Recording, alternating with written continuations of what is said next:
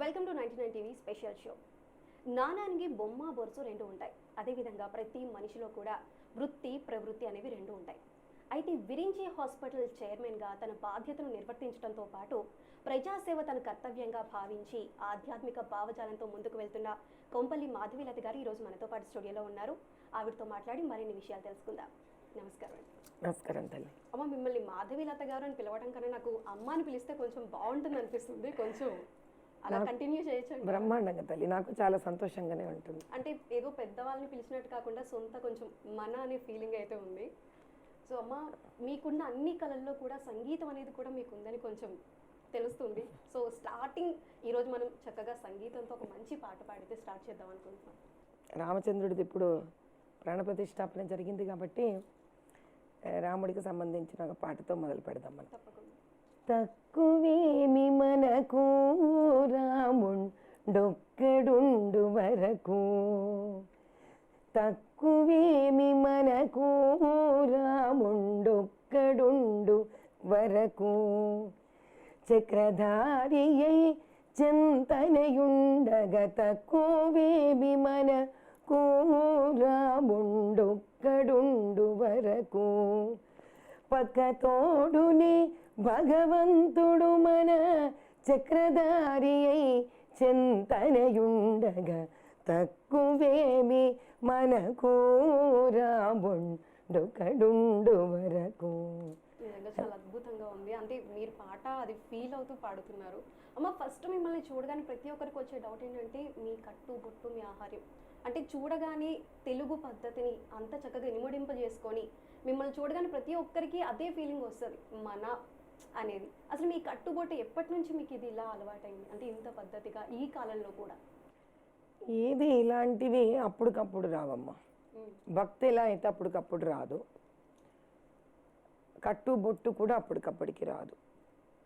So సహజంగా ఒక సాంప్రదాయమైన కుటుంబం నుంచి నేను రావడం, అక్కడ మా అమ్మ మా నాన్నగారు ఇద్దరూ కూడా సాంప్రదాయాలకి వేషధారణకి ప్రాధాన్యతనివ్వడం, తద్వారా నాకు భక్తి అనేది కూడా చిన్నప్పటి నుంచే కాస్త ఇమడడం ఇవన్నీ ఉన్నప్పుడు కట్టుబొట్టు అనేది ఆటోమేటిక్గా మనతో పాటి వెళుతూ ఉంటుంది.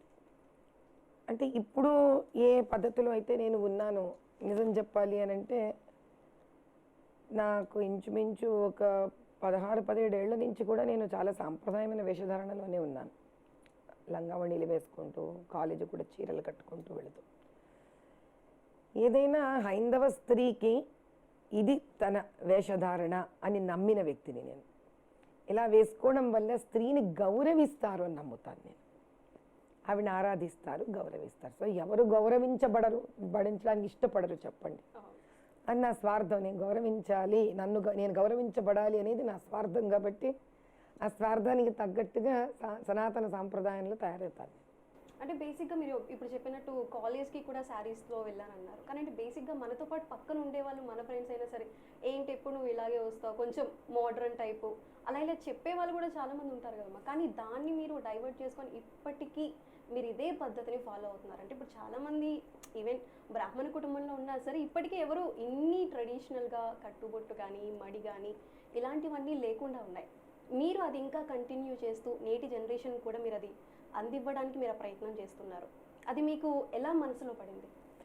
అంటే ఇప్పుడు మీరు ఇందాక ఒక మాట అన్నారు, మీ పక్కన కూడా చాలామంది మోడర్న్గా ఉంటారు కదా అని. మనం ఎలా క్యారీ చేస్తున్నాం దాన్ని బట్టి ఉంటుంది తల్లి.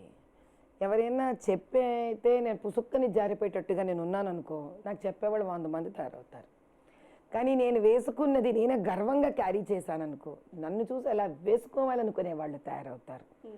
నేనేదైతే నమ్మి నేను ముందుకు వెళుతున్నానో అది ఫస్ట్ నేనే దాన్ని ఇష్టపడుతున్నానా లేదా, మనస్ఫూర్తిగా నేను అంగీకరిస్తున్నానా లేదా, నేను గర్వంగా దాన్ని క్యారీ చేస్తున్నానా లేదా అనేది ముఖ్యం. కాబట్టి నా జీవితంలో ఎవరు నువ్వు ఎందుకు ఇలా ఉన్నావే అన్న వాళ్ళు నాకు ఇంకా తటస్థపడలేదు. ఎందుకంటే whenever I carried my self, I carried with confidence and pride. అలా ఎప్పుడైతే ఒక సెల్ఫ్ కాన్ఫిడెన్స్ ఉంటుందో చుట్టుపక్కల వాళ్ళు మనల్ని అడగలేరమ్మా, చేత కాదు వాళ్ళకి అడగడం. అందుకే సక్సెస్ఫుల్.